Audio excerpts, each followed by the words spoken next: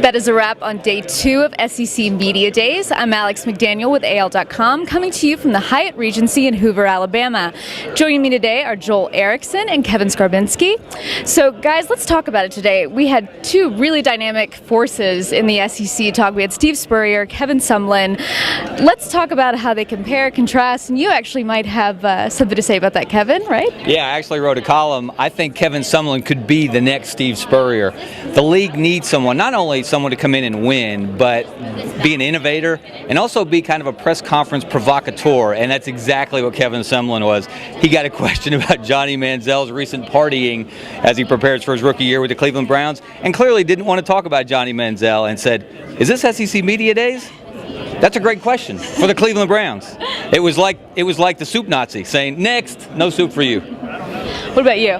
Well, the real question with Sumlin is, can he stick around the SEC long enough to be the next Steve Spurrier? He's a guy who's been named for a lot of NFL coaching jobs, and he's still talking about Texas A&M. But I think you're right. I think the personality's there. The question is, how long before he makes that jump that Spurrier made for a little bit before coming back? Absolutely. Well, he also needs to win a little bit, like Spurrier did.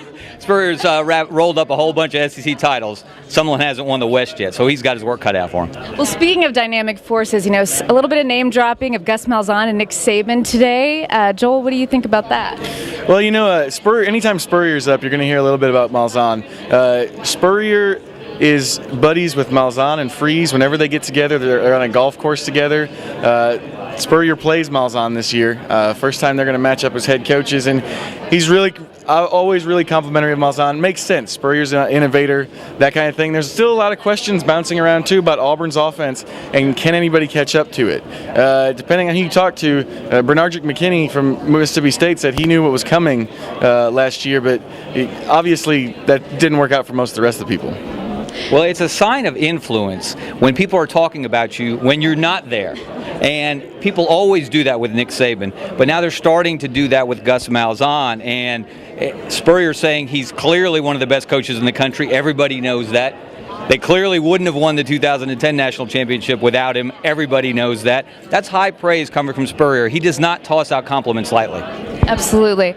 Well, we're going to be here all week bringing you the action from SEC Media Days. You can keep up with all of it at AL.com.